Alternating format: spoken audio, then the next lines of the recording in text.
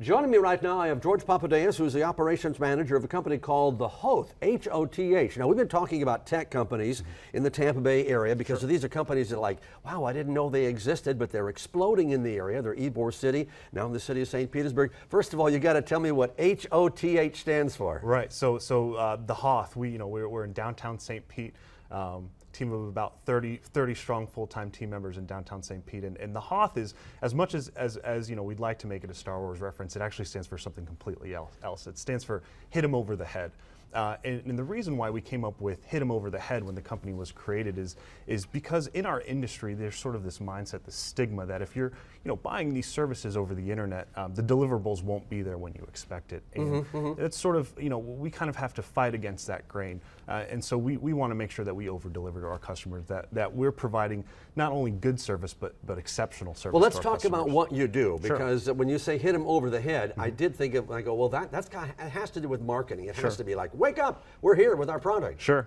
So what we do is predominantly we're doing SEO services, so that's search engine optimization. But search engine optimization, translate that for me. So what that is it's very simple with the 3 letters SEO, but it's so much more than that.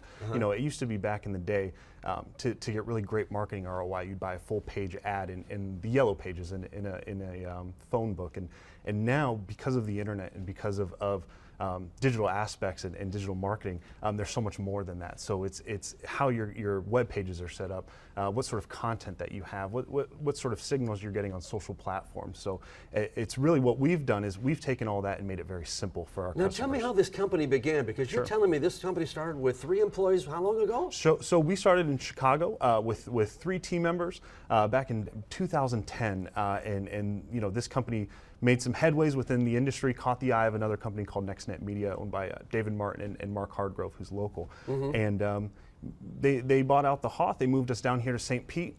We still had 3 team members up until about January 2016, and from that point on, when we decided to really scale up the team and really start offering these services even further than what we were doing, we went from 3 to now we're about 30 in our downtown office. Wow, that is an exponential jump forward. Correct. Now, okay, so let's step back, because even when you talk about search engine optimization, you're talking about that if you type in certain words, you have a way of making sure that those word searches will go to your companies. Now, how do you do that? So there's a myriad of things, like I said earlier. There's social signals. There's how your website is set up. There's the type of content on your website. It really is so many different factors that we've been able to effectively scale for our customers. When you say, okay, because I'm trying to step back for those people that don't understand tech. Yeah. In other words, when I type in a word, somehow you're able to hone in on that word. So if I type on the words, let's just say blue ties, that somehow you're able to figure out for your client how, when I search for blue ties, that my company is more likely to come up in the top 5. Because let's face it, when you get to that first page, I know it always says next, but then when you see the number of pages 1 through 11 and then there's ... well, that means there could be infinity number of pages, so you never get beyond those. Correct. So how did you figure out a way of doing that? Is that done through the code? Now you say some other things that you actually monitor to get people there. So it's really done, not through the code.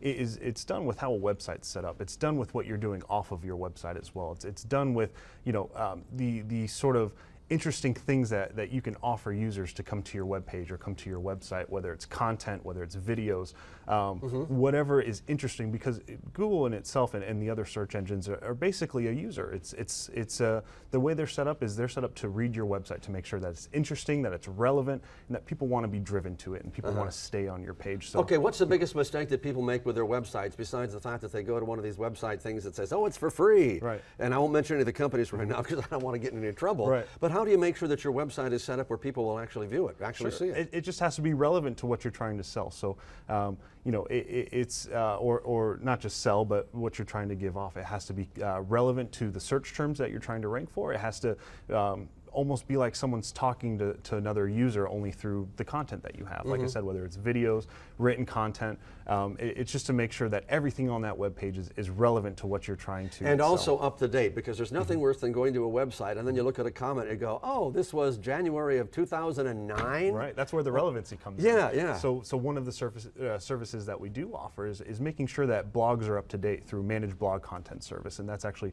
become sort of our bread and butter, if you will, which has almost been a competitive advantage versus our competitors is that we keep blogs relevant. We make sure that that fresh, really great content is up to date on a customer's website. And I know people always look for reviews, so Sure. you make sure that they are real reviews and not somebody sitting in the office and doing, "Hi, my name is There's John." no use to do that. That gets into the spammy aspect, and we're a legitimate company, and we want to make sure what we do is legitimate, and what we offer is the best service possible. Offering things like that is not going to give the customers the best results, and that just goes back to the HOTH culture, is hit them over the head. Providing fake reviews or fake content is not what we do. And it ends up killing you. It's not hitting you over the head.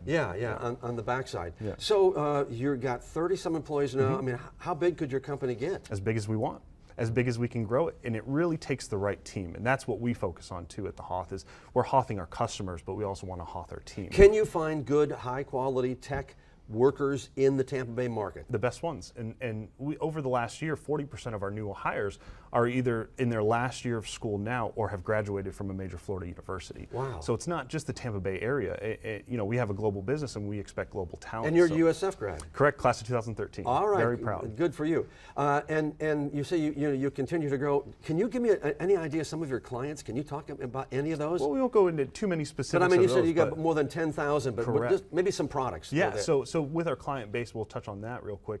We do business in over 90 different countries. We're in every single time zone. We're a global business, and we keep global hours. The thought process of Monday through Friday 9 to 5 is gone. Yeah. And we're okay with that. We accept that, and we're growing towards that sort of mindset.